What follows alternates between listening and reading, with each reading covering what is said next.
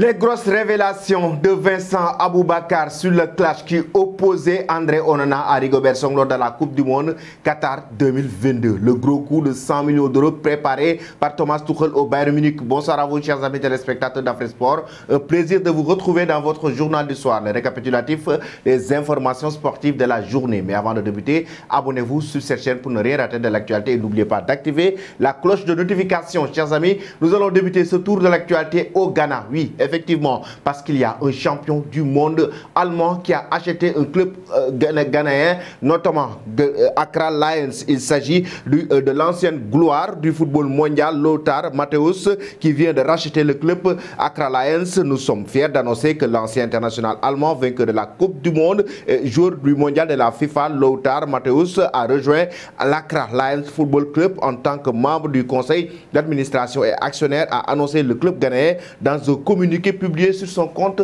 Twitter officiel. Après cela, nous filons du côté du Gabon. Oui, c'est l'entraîneur Patrice Neveu qui a annoncé sa liste de joueurs comptants pour les éliminatoires de la Coupe d'Afrique des Nations 2024 qui aura lieu en Côte d'Ivoire, et il a publié sa liste des joueurs qui va représenter le pays de Pierre-Emerick Aubameyang, qui signe d'ailleurs son retour dans la sélection grâce au président de la République, leader de son groupe à élimination de la CAN 2023. Le Gabon reçoit la RD Congo, il faut le rappeler, dernière, mais avec seulement 3 points de retard le 18 juin à Franceville à l'occasion de la 5e journée de ces éliminations. Le sélectionneur des Panthères, Patrice Neveu, a dévoilé ce mercredi sa liste de joueurs convoqués, quelques jours après avoir annoncé la sortie de sa retraite internationale. Pierre-Emerick Aubameyang est de retour. Effectivement, il est de retour et figure évidemment dans le groupe et signe son grand retour malgré son temps de jeu très réduit du côté des Blues de Chelsea. L'attaquant gabonais, de manière plus surprenante, il est accompagné par un autre grand Renault. Il s'agit de Mario Lemina de Wolverhampton. Ce sont les deux grands retours de cette liste de Patrice Neveu concernant les éliminatoires de la CAN 2024. Ensuite, chers amis, je vais vous poser la question: le Gabon va-t-il se qualifier pour la prochaine Coupe d'Afrique des Nations? Nous filons en Espagne avec Jordi Alba, oui, qui arrête pas sa carrière, mais qui arrête complètement avec le FC Barcelone du moment où son contrat qui devrait prendre fin. Jordi Alba annonce son départ du club catalan. Oui, il faut rappeler que Jordi Alba est arrivé au sein de la Catalogne en 2012, en provenance d'ailleurs du FC Séville. Il a remporté 17 trophées au sein du FC Barcelone. Il a bien joué de la génération dorée de cette équipe du Barça, et Jordi Alba a remporté énormément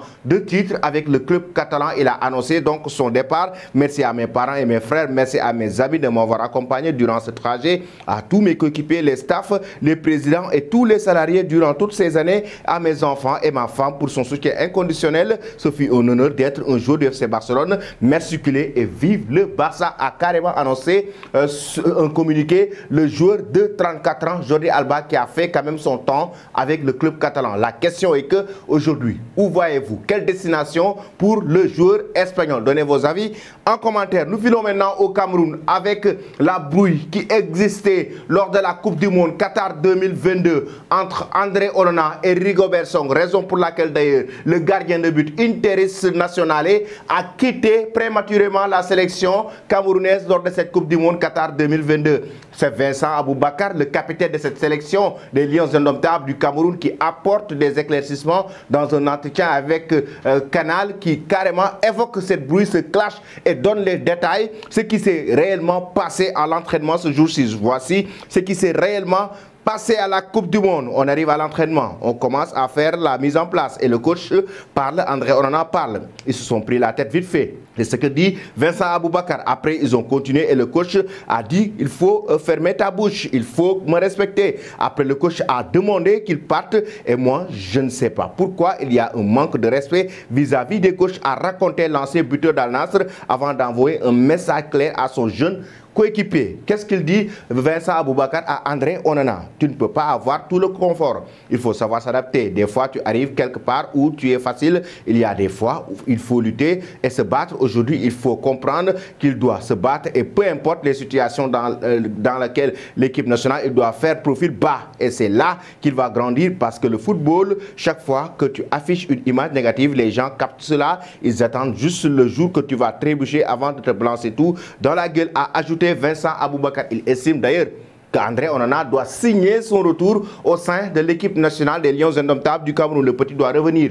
Il l'a carrément dit, honnêtement, le Cameroun a besoin de lui. C'est normal, actuellement, il est le meilleur gardien africain. C'est un grand gardien. S'il parvient à apprendre de ces moments difficiles, je pense qu'il va mieux grandir. Il a encore beaucoup d'années de football devant lui, a conclu donc le joueur Vincent Aboubakar, capitaine de cette équipe nationale du Cameroun. Pensez-vous, chers amis, qu'André Onana doit signer son retour au sein des Lions indomptables du Cameroun de Rigobert Song? Donnez vos avis en commentaire. Nous filons maintenant en Allemagne et nous allons terminer notre journal du soir avec le Bayern Munich, oui, le club bavarois. Il s'agit de Thomas Tuchel qui prépare un gros coup, un coup 200 millions d'euros, 800 millions d'euros à mettre sur la table pour décrocher ce jeune milieu de terrain qui est en train de faire feu et flamme du côté des Hammers de West Ham. Le milieu défensif international anglais arrive en fin de contrat en 2024 et Thomas Tuchel, selon Sky Sport Germany, ce joueur attendu par Thomas Tuchel n'est d'autre que Declan Rice, oui, le joueur de 24 ans qui brille